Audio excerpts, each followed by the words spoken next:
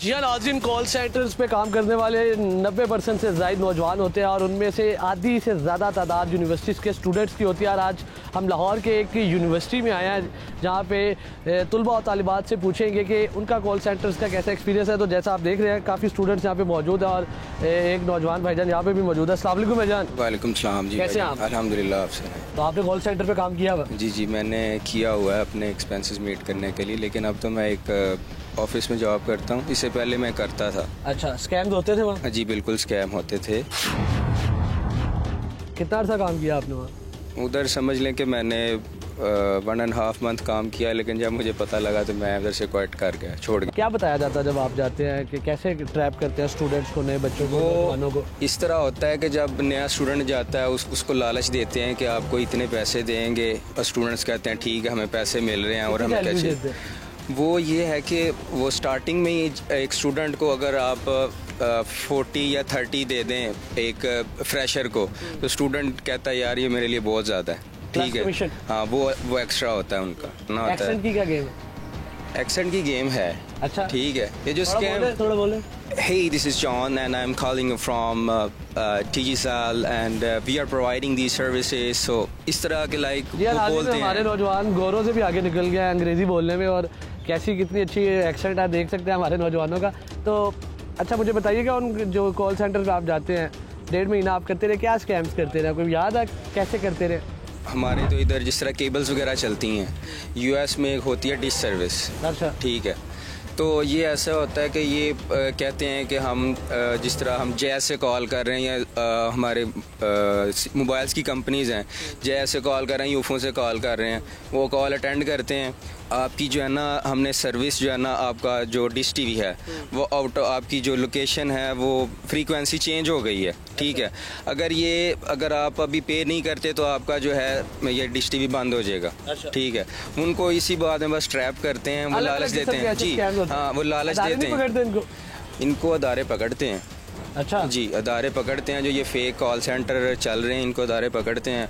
1 लाख के करीब call centre है। एट द एंड यही होता है कि FI वाले भी आते हैं, उनको पकड़ते हैं, पैसे दे के वो छोड़ के चले जाते हैं। कॉल सेंटर का कभी इत्तेफाक हुआ, कभी कोई जॉब की खर्चा पूरा करने के? एक दफ़ा हुआ था, पॉकेट मनी के लिए। हाँ जी, एक दफ़ा हुआ था कॉल सेंटर का। हाँ जी। कितना अर्सा काम किया? यार मुझे तो 1 हफ्ता ही मैंने किया था। पता जो वो वैसे पता तो मुझे पहले दिन ही चला गया था ये स्कैम है। अच्छा। मगर 1 हफ्ता मुझे वो जब मेरे सामने स्कैम हुआ ना, फिर उसके बाद मेरा नहीं दिल किया। कितने पैसे ऑफर्ड हुए?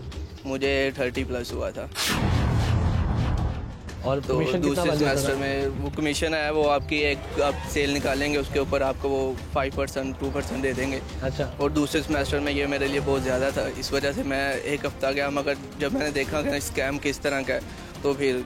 फर्जी नाम क्या था? फर्जी नाम मेरा था जैक। हाँ जी। तो मैं DoorDash के हेडक्वार्टर से बात करता हूँ उनके। वैसे उस स्कैम बहुत तरह के होते हैं, मगर मेरा जो एक्सपीरियंस हुआ है वो DoorDash का हुआ है। अच्छा। जिस तरह का हमारा यहाँ पे फूड पांडा होता है ना, वहाँ पे DoorDash चलती है कंपनी फूड डिलीवर करने के लिए। अच्छा। तो हम उसे ऐसे उनके साथ फ्रॉड करते हैं? हाँ जी, DoorDash के को हम मुझे कॉल करते थे, हम DoorDash के हेडक्वार्टर से बात कर रहे हैं, आपका जो टैबलेट है ना वो लास्ट वीक से सही वर्किंग नहीं कर रहा। जिसकी वजह से ट्रैप कैसे किया था उन्होंने? ट्रैप मैंने तो एक दोस्त मेरा जाता था, इसमें आपको लालच दिखाई कि मैं बड़े पैसे कमा रहा हूं, आप ये है वो है। तो फिर मैं भी चला गया इंटरव्यू देने के लिए। अच्छा। फिर जब मुझे पता चला ना, एक अंदर से वो सेटिस्फाई नहीं हो सका, इस वजह से फिर मैंने छोड़ दिया। वो बेसिकली मेरे सामने एक दफ़ा स्कैम हो गया था। कॉल सेंटर में काम किया आप लोगों ने? हाँ जी, हाँ जी, एक्सपीरियंस है मुझे कोई 1-2 साल का। मोस्टली जो है ना इसमें स्कैम होता है। यहाँ पे कोई लिजिट कंपेन मुश्किल ही है जो यहाँ पे चल रही है। जिस तरह टेलीकॉम की कंपेन चलती है पाकिस्तान में मोस्टली, उसमें ये होता है कि हम लोग रीच आउट करते हैं कस्टमर्स को। जब हम उन्हें रीच आउट करते हैं, हम उन्हें पैकेजेस बना के देते हैं कि हम आपको इतने $1 का डिस्काउंट देंगे। जब वो हमसे परचेज़ करते हैं तो हम उनकी कार्ड की इन्फॉर्मेशन ले लेते हैं, और एट द एंड क्या होता है, हम कार्डिंग के थ्रू मतलब उनका सारा अकाउंट में जितने भी पैसे पड़े होते हैं वो हम अपने पास मंगवा लेते हैं। कितने पैसे ऑफर हुए थे आपको? वैसे 70,000 80,000 ये ना नॉर्मल हर कॉल सेंटर। हाँ, बेसिक होती है। कमीशन डाल के कितने पैसे कमा लेते थे आप? 1-2 लाख।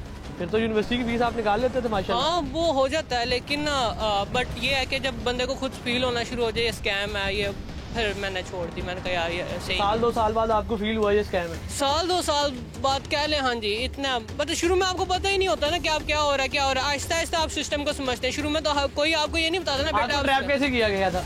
बेसिकली हमें इस तरह किया गया था कि मैंने ऐड देखी थी कि आप आए और मंथली हम स्टूडेंट्स को हायर कर रहे हैं, कॉल सेंटर का काम है, और आपको 80 to 1 लाख आपको। ऐड कहाँ पे देखी थी? ये ऑनलाइन आप फेसबुक पे देख लें।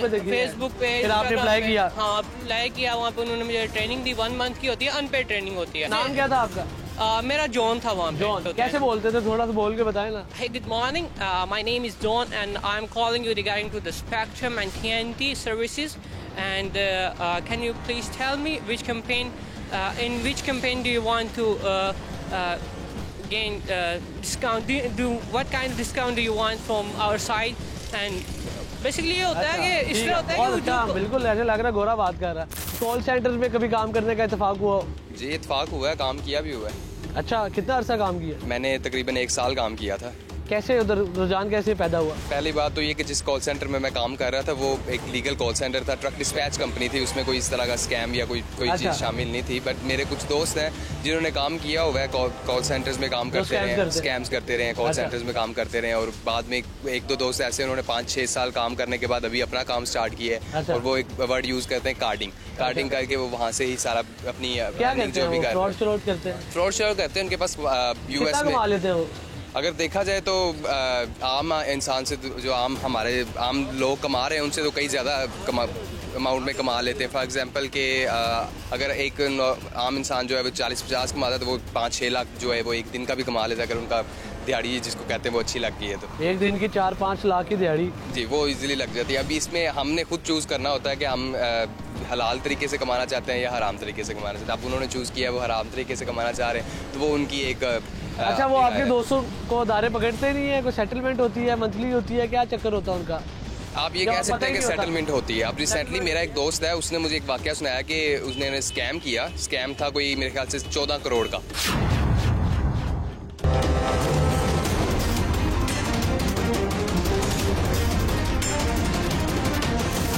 यूनिवर्सिटी के नौजवानों से बात करके इस बात का तो अंदाज़ा हो गया उन्हें हलाल और हराम की तमीज़ है। और कई नौजवानों ने जिनसे मेरी बात हुई है यहाँ पे, उन्होंने इसीलिए कॉल सेंटर के इस मकरू धंधे को छोड़ा कि क्योंकि ये हराम था। अब आया ये हलाल है या हराम है, मजहबी स्कॉलर इस पर क्या कहते हैं? किसी मजहबी स्कॉलर के पास जाते हैं और उनका इस्लामी नुक्ता नज़र इस सारे मामले पर आपको बताते हैं।